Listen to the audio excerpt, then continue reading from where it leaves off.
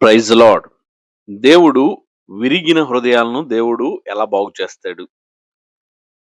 ఒక అందమైన అద్దం లేదా మట్టి పాత్ర కింద పడినప్పుడు ముక్కలవ్వడం మనం చూస్తాం.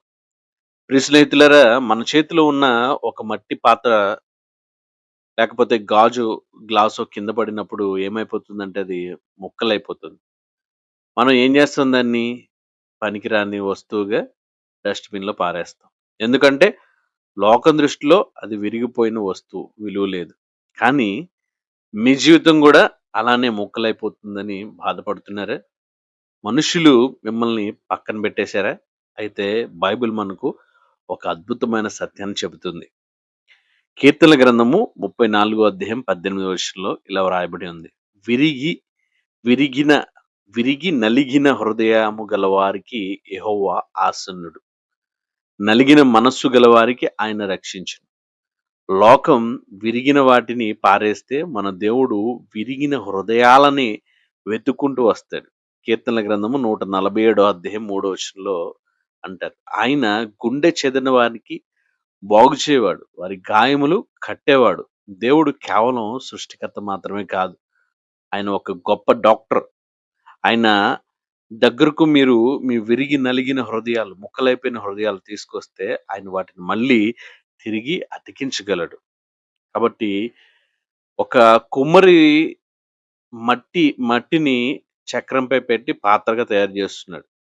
అయితే ఇర్మీయా గ్రంథం 18వ అధ్యాయంలో దేవుడు ఒక ప్రవక్త కుమ్మరి దగ్గరికి వెళ్ళమంటాడు. అక్కడ కుమ్మరి ఒక మట్టి పాత్ర చేస్తున్నప్పుడు అది అతని చేతిలో పాడైపోతుంది. కుమ్మరి దాన్ని పారేయడు. ఆ పాడైపోయిన మట్టి ముద్దని మళ్ళీ ముద్దగా చేసి తన చక్రంపై పెట్టి అంతకంటే అందమైన మరో పాత్రగా మారుస్తాడు. మన జీవితాలు గూడా వలల్లో పడిపోయి, పాపపు ఇదిలో పడిపోయి, శోధన వల్లో లేదా మన సొంత తప్పుల వల్లో పాడైపోయి ఉండవచ్చు. కానీ దేవుడు నిన్ను పారేయడు. నిన్ను మళ్ళీ తన చేతుల్లోకి తీసుకొని అంతకంటే శ్రేష్టమైన పాత్రగా మార్చాలని ఆశిస్తున్నాడు. అయితే దేవుడు మనల్ని మార్చాలంటే మనం ఏం చేయాలి? ఆ మట్టి కుమ్మరి చేతిలో లొంగిపోయినట్లు మనల్ని మనం దేవుని చేతిలో పెట్టాలి. దేవా! నా జీవితం ముక్కలైపోయింది. నా వల్ల ఏం కావడం లేదు.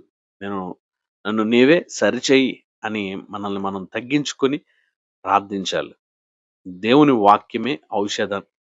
మనం ఆ ఔషధాన్ని ఆపాదిస్తే, గాయాలకు పూస్తే దేవుడు తప్పకుండా నీ జీవితంలో అద్భుతమైన కార్యాలు చేస్తాడు. ఈరోజు ఈ వీడియో చూస్తున్న మీలో ఎవరికైనా నిరాశలో ఉంటే గుర్తుపెట్టుకోండి.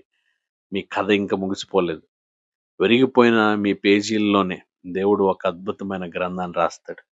మీ విరిగిన జీవితాన్ని ఆయనకు అప్పగించండి. ఆయన మిమ్మల్ని ఆశీర్వాదకరంగా మారుస్తాడు. కాబట్టి may God bless you. May God bless you.